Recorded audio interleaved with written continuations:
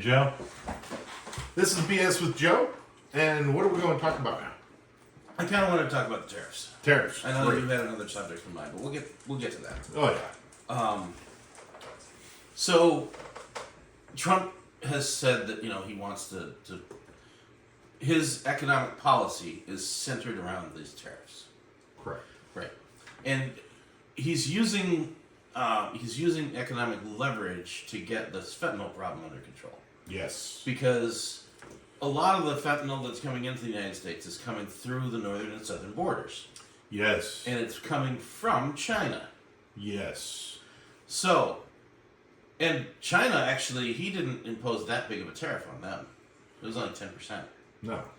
But Mexico and Canada, they got 25% because he wants their help.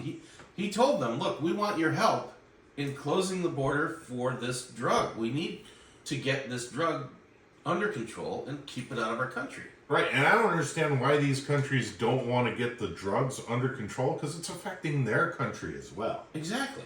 Now, yeah, it may be making their country somewhat wealthy through cartels. Yeah. But do you really want to be known as a country that's ran by cartels? Mexico's had that problem for as long as I've been alive. Yes. But Canada now is starting to have problems with that. Right. And now, speaking of Canada and their tariffs, Mm-hmm. so like majority of the oil that we use here in the U.S. comes from Canada. Well, yeah, the United States uses 16 million barrels of oil a day. Yes. We can, if we take all the corks off, we can produce 15 million ourselves. Oh yeah, we can produce it and provide for other countries.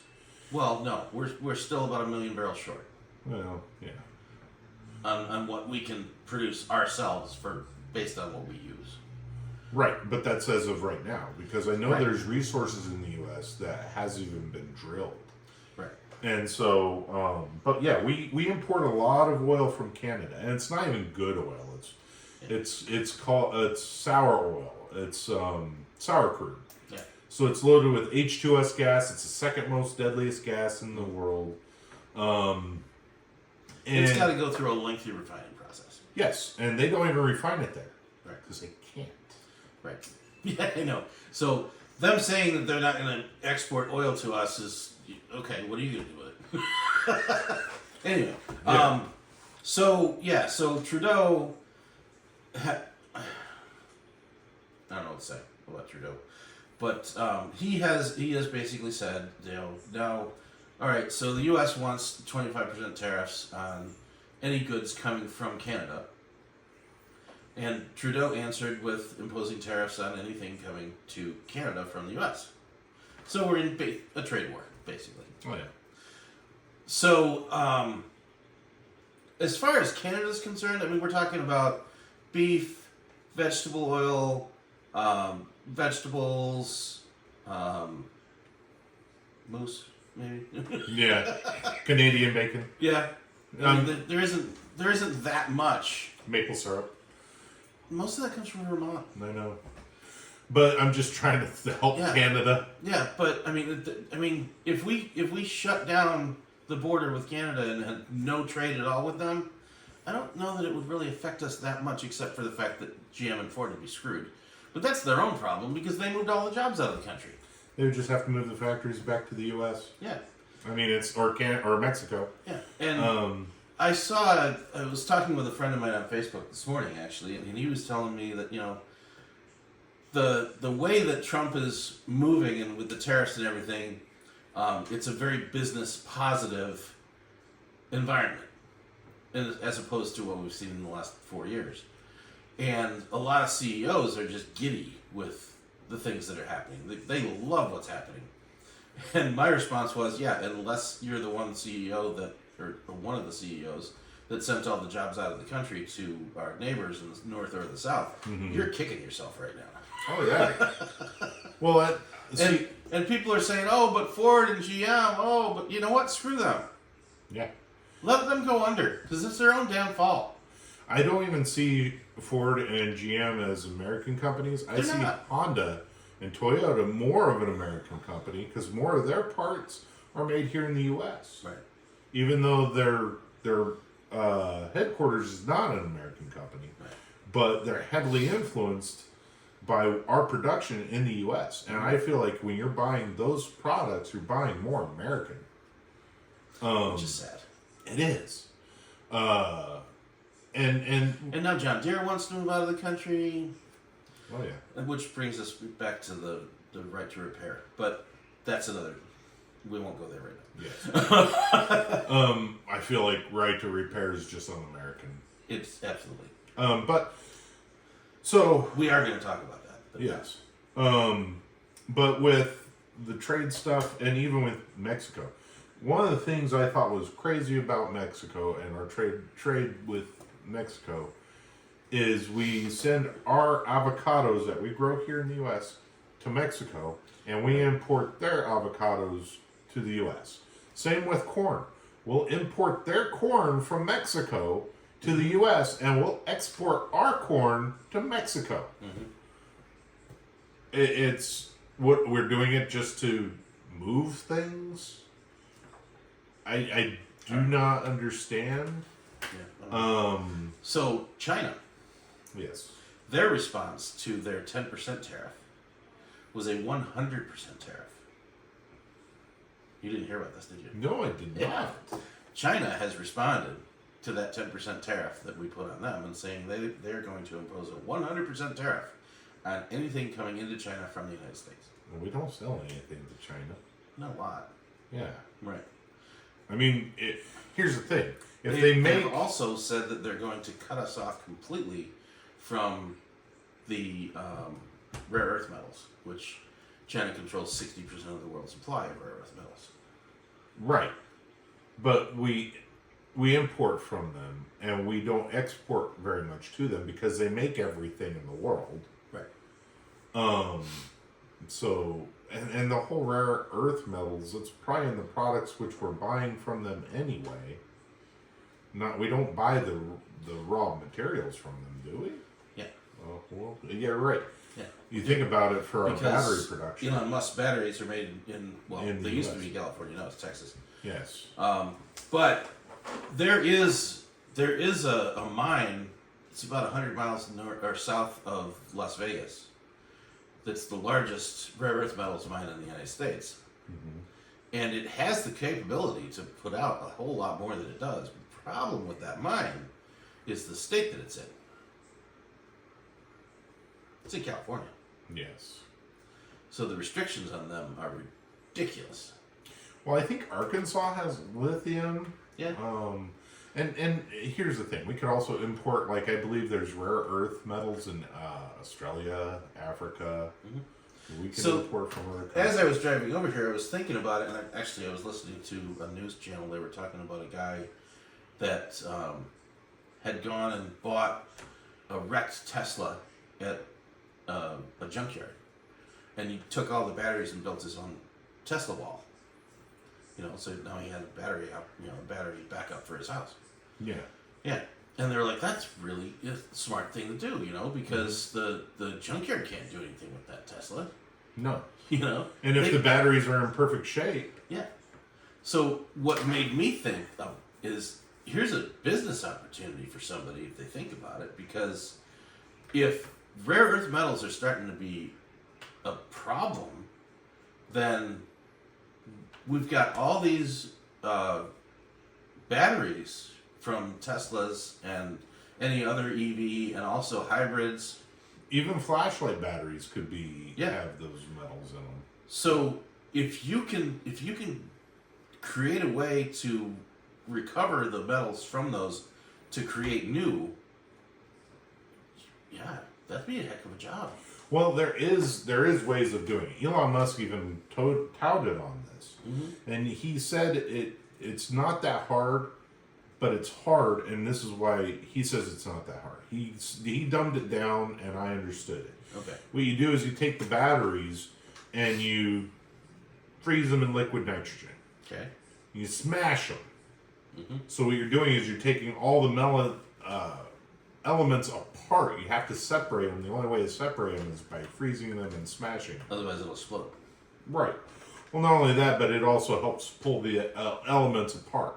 Okay. So if you find a way to and the reason why it's hard is no one's developed a process to do that. Yeah, that's what I'm saying. Somebody needs to develop that process and start a company recycling these batteries. Mm-hmm. I'll tell you what, they make some money. Well, yeah, and that's the thing that's great about America is there's all this opportunities if you have the knowledge and the know-how to develop these types of technologies or the machines to do these things. You got unlimited resources. Yeah. But with China, the other problem is the microchips. We're going to be back to 2020 with microchips. Well, I thought we got majority of our microchips. The heavy-duty microchips that do a lot of the thinking was from Taiwan, wasn't it? Yeah, but a lot of the semiconductors come out of China. Yes. That could be a problem, but the thing is we could produce those here. We can. And it has ramped up from, because of the COVID issue. The United States did start making more. The thing but is... it has to ramp up more. Right. Another thing that... And that's the thing about the tariffs is, yes, it's going to hurt. Because, these things are going to get expensive. And China's being stupid, Mexico's being stupid, Canada's being stupid. We're going to have to start being more self-sufficient. And that's the whole point of it. That's the whole point of it. Right. Because, like we were talking about in previous episodes, where a two-family income can't even produce enough wealth to support those two. Mm-hmm. You add a child into the mix, something's going to give. Yeah. And I believe that's one of the reasons why divorce rates are so high. Because it's killing the family because of the stress and the economic problems it brings. Right. Now there's a caveat to the tariffs. Okay. Mm-hmm. Back in, I don't remember. I think it was like right after World War II. Right. The German people got a taste for American chicken, and they loved it. They thought it was clucking good. Mm-hmm. Right. And so they were actually importing, I think, $6 billion worth of chicken from the United States. Wow. Every year. Wow. Yeah. And the German government decided that they wanted to slow down the imports because their own chickens were not being consumed. Mm-hmm. They were going to be in a situation where they're sending their chickens somewhere else because everybody wants the American chicken. And probably something about hormones. Yeah. But anyway, so they imposed a tariff on chickens.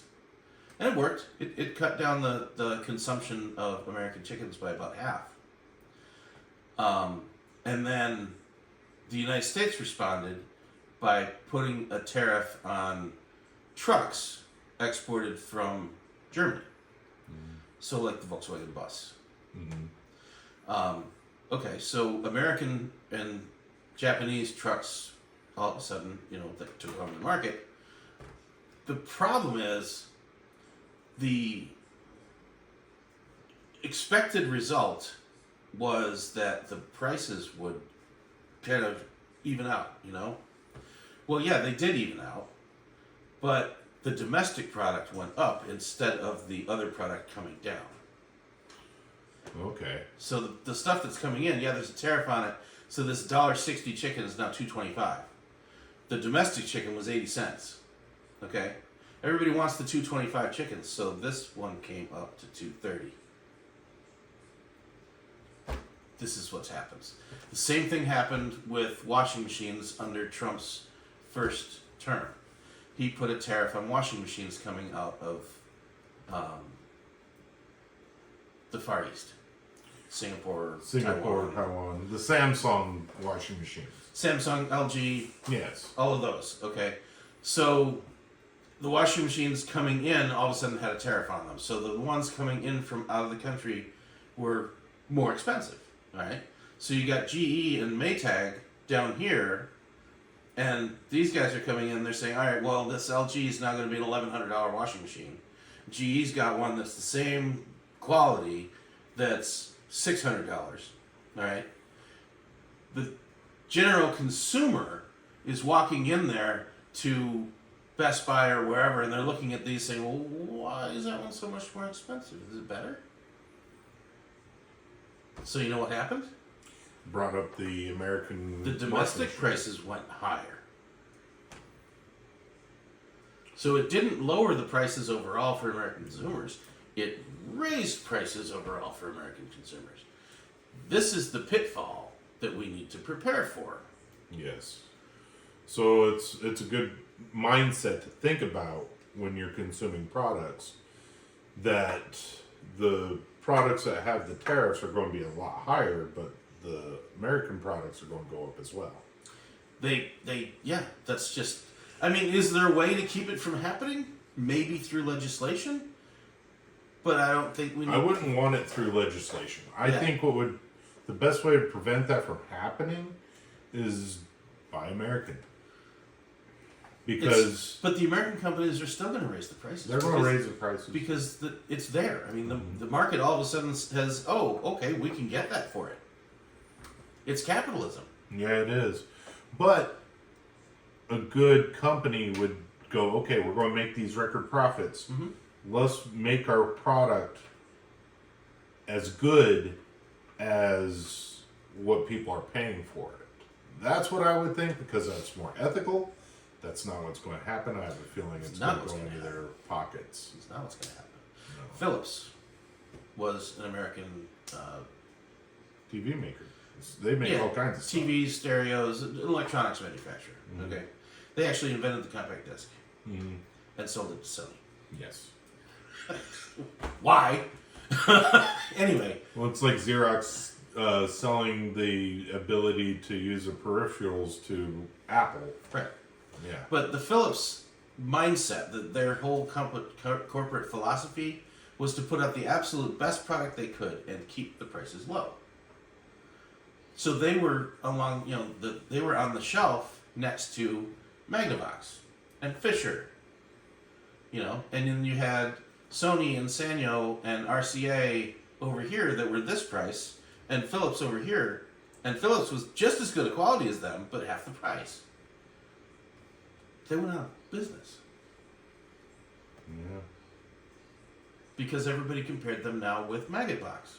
Well, Magnavox. Magnavox. Yeah. Oh, wow. See what I'm saying? I see what you're saying.